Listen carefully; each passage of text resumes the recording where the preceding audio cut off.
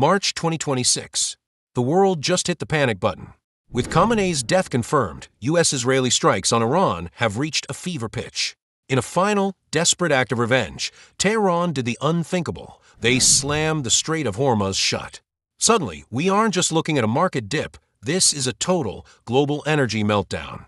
For the European Union, this isn't just another geopolitical headache. It is a full-scale economic heart attack. Brent crude screams past $110 a barrel. European natural gas benchmarks double in a single afternoon. But the real killer isn't the fuel price, it's the geography.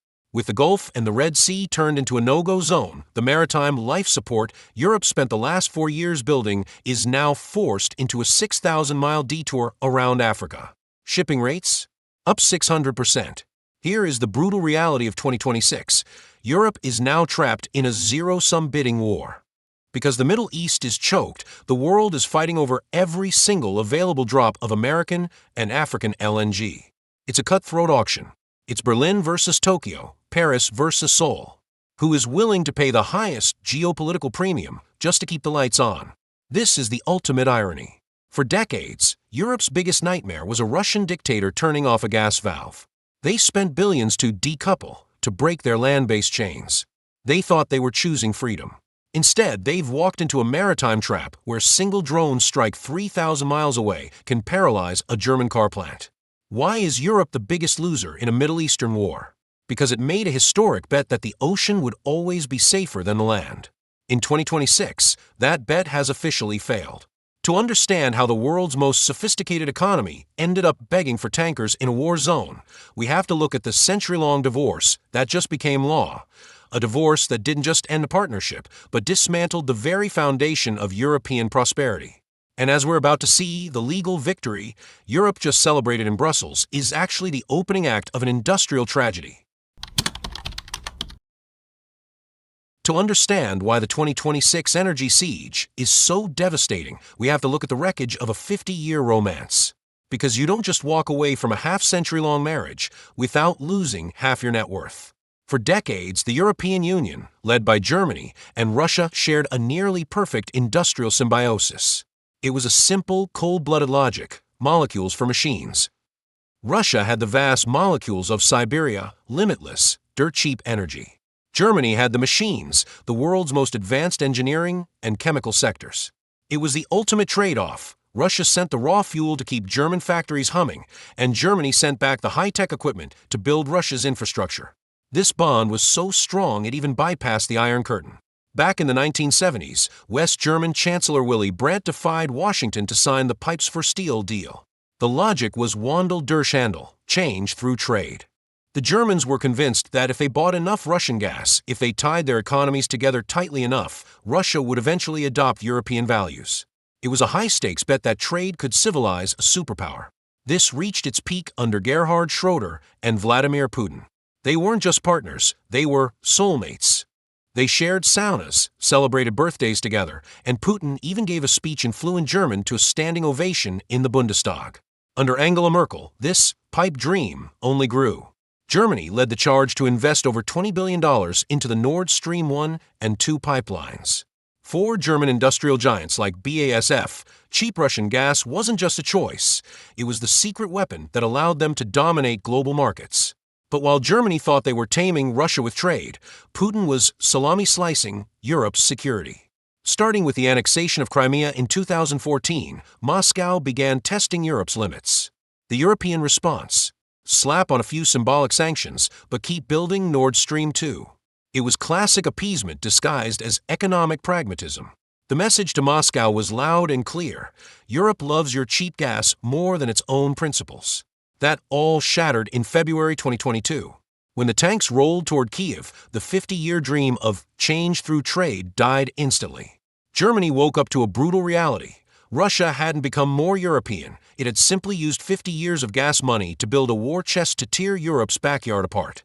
The final, physical end came in September 2022. Those massive explosions at the bottom of the Baltic Sea didn't just destroy steel pipes, they turned $20 billion of investment and 50 years of trust into bubbles on the water. It was the ultimate sunk cost. It physically ended any hope of a reconciliation. By March 2026, with the total legal ban on Russian gas now in effect, Europe has officially amputated its own eastern limb. They thought cutting the cord would bring freedom.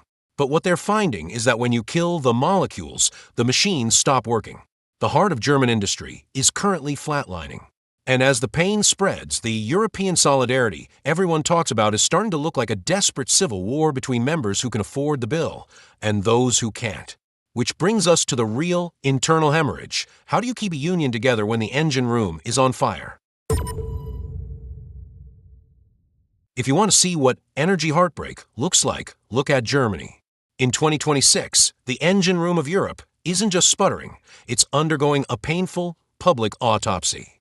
For decades, Germany's secret weapon was cheap, reliable Russian gas. It was the special sauce that made the Made in Germany label a global powerhouse. But now, the sauce is gone and the engine is seizing up. By early 2026, corporate bankruptcies in Germany hit a 10-year high. We aren't just talking about mom-and-pop shops, we're talking about the crown jewels. The German exodus is real. Think about names like BASF, the world's largest chemical company, or Volkswagen. These giants are faced with a cold mathematical reality. If electricity costs 5 cents in the US and 20 cents in Germany, staying home isn't patriotism, it's financial suicide. We are witnessing a historic flight of capital. BASF is hollowing out its home base in Ludwigshafen to pour billions into China and America. VW is closing plants that were once thought untouchable. To stop the bleeding, Berlin is getting desperate. They've launched a massive industrial electricity subsidy, a €15 billion band-aid to cap prices for factories. But this has triggered an internal civil war. Smaller EU countries are furious, asking, how can we compete if Germany uses its massive checkbook to subsidize its factories while we go bankrupt? The EU's single market is fracturing because the leader is trying to save itself at everyone else's expense. But while Germany is mourning its factories, the landlocked rebels are in open revolt.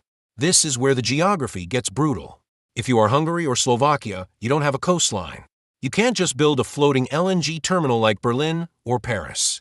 You are physically, mechanically chained to Russia via the Friendship oil pipeline and the Brotherhood gas pipeline. For leaders like Viktor Orbán of Hungary and Robert Fico of Slovakia, cutting off Russia isn't about values, it's about preventing a total national collapse. They are trapped. And this is where the Mexican standoff with Ukraine begins. President Zelensky has been clear. Every euro sent to Moscow through those pipes is blood money funding the missiles hitting Kyiv. He wants the taps turned off now. Throughout 2024 and 2025, Ukraine began squeezing the flow, restricting Russian companies like Lukoil from using their pipes. The response was explosive. Robert Fico publicly accused Ukraine of energy blackmail, threatening to cut off the diesel and electricity that Slovakia sends to help Ukraine survive the war. Hungary, meanwhile, has used its veto like a sledgehammer in Brussels, blocking military aid to Ukraine because they feel Ukraine is trying to freeze them out. The breaking point arrived on January 1st, 2025. The 5-year transit deal between Russia and Ukraine expired, and Kyiv refused to renew it. The Brotherhood pipe is effectively dead. So here is the 2026 reality. The German industrial heart is flatlining, the landlocked East is panicking, and the EU's solidarity is being shredded by lawsuits and threats. Europe is desperate for a third way. They need a new protector who can fill the massive Russian hole without getting dragged into this regional blood feud. And that's when two players stepped into the light, a war-torn Ukraine offering its massive underground vaults, and an old friend across the Atlantic waiting with a $750 billion bill. But as we're about to see, the American savior might be solving one problem while creating a brand new, very expensive cage. With the Russian umbilical cord severed, Europe found itself looking for a new guardian. But in the cold world of 2026 geopolitics, protection is never a charity, it's a business. And the two players who stepped up couldn't be more different. First, let's talk about the Ukrainian pivot. It sounds like a paradox. How can a country under constant missile fire become an energy bank for the world's most developed economies? The answer lies 2 kilometers underground. During the Soviet era, Ukraine was built to be the Western gateway for gas, and it was equipped with the world's third-largest underground storage system. We're talking about 30 billion cubic meters of capacity. To put that in perspective, that's enough to meet the entire annual gas demand of several European nations combined. By early 2026, these deep vaults, specifically facilities like the Bilch-Volitskoye-Hursk, have become Europe's secret weapon. Even as the transit pipes from Russia sit dry, European traders are frantically pumping gas into Ukraine. Why? Because Ukraine is solving Europe's storage ceiling problem. European storage tanks are usually 90% full by October. But if a polar vortex hits in January, or if the Middle East explodes as it did in March 2026, that 90% disappears fast. Ukraine acts as the continent's seasonal battery. European companies buy LNG when it's cheap in the summer, store it in Ukraine's massive caverns, and pull it out when prices spike. But it's more than just a warehouse. Ukraine is now the northern anchor of the vertical gas corridor. Instead of gas flowing east to west from Russia, LNG now flows south to north, from terminals in Greece and Turkey, through Bulgaria and Romania, straight into the Ukrainian vaults. Ukraine has effectively transformed itself from a vulnerable transit route into the strategic buffer of the EU. They aren't just begging for aid anymore, they are providing the energy insurance that keeps Germany from freezing. But as impressive as this Ukrainian battery is, it's only half the story. Enter the American Gilded Lifeline. For the actual molecules to fill those vaults, Europe had to look across the Atlantic. In August 2025, the EU signed a deal that effectively ended its era of energy independence. This was the $750 billion energy procurement framework with the United States. By March 2026, American LNG accounts for a staggering 70% of Europe's total imports. On paper, it's a triumph. The US has provided the volume that Russia took away. It's transparent, it's commercial, and it isn't controlled by a dictator. But here is the industrial trap that is hollowing out the Eurozone. By swapping Russian pipes for American ships, Europe has traded a political noose for a financial straitjacket. Unlike Russian gas, which was sold via long-term, stable price contracts, American LNG is a global commodity. It's priced on the Henry Hub spot market. When the Strait of Hormuz closed in 2026, the price of shipping American gas skyrocketed.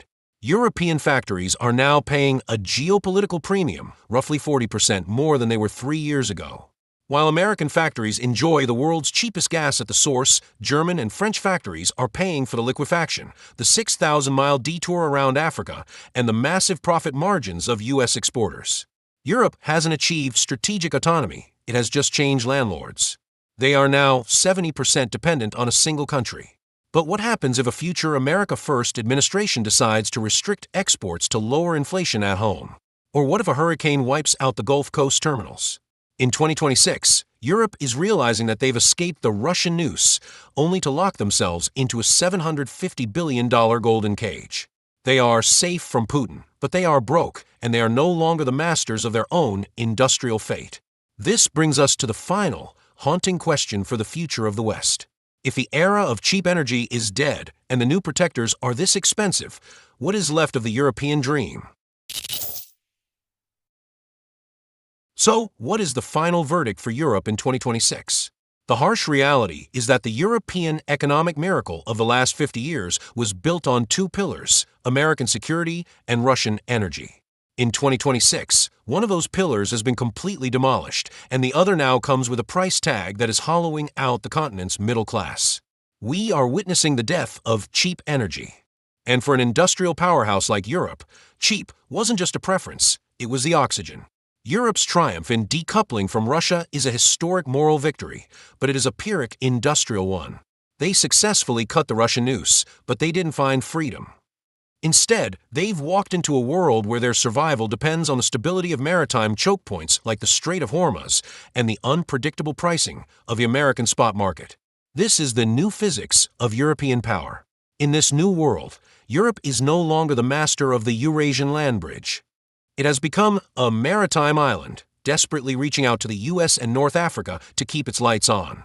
While Ukraine has stepped up as a strategic energy battery, and the US has provided a gilded lifeline, the cost of this protection is a permanent tax on European competitiveness. The danger for Europe in 2026 isn't just a cold winter, it's a slow, steady decline into industrial irrelevance. When your factories are moving to Ohio or Guangdong because the energy bill in Bavaria is too high, you aren't just losing jobs, you are losing your seat at the table of great powers.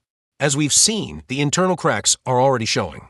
When the leader of the Union, Germany, starts subsidizing its own industry while its neighbors sue for the right to buy Russian gas, the very idea of European solidarity begins to evaporate. To truly find a way out, Europe needs more than just new suppliers. It needs a massive coordinated leap, an extra 1.2 trillion euros a year in investment to fix its fragmented grids, build a unified hydrogen network, and solve its financing black hole. But in a 2026 world of high interest rates and shrinking budgets, where will that money come from? The tragedy of the 2026 energy crisis is that Europe has spent all its energy just trying to survive the breakup with the past, leaving it with very little strength to build the future. So, here's the final thought for today. Can Europe remain a global power without the literal power to run its machines? Can it maintain its values and its social safety net when the industrial foundation that paid for them is migrating across the ocean? Europe has escaped the Russian noose, but as it sits inside its $750 billion golden cage, it has to face a chilling truth. In the 21st century, energy independence isn't about who you say no to, it's about whether you have the power to say yes to your own future. The era of the old world is over. A new, more expensive, and far more volatile world has arrived. And for Europe, the bill is just starting to come due. So, that's the reality behind Europe's energy crisis. What do you think? Was this decoupling worth the price, or is it just a new kind of cage? Drop a comment below. Don't forget to like and subscribe for more deep dives into the geopolitics of our changing world.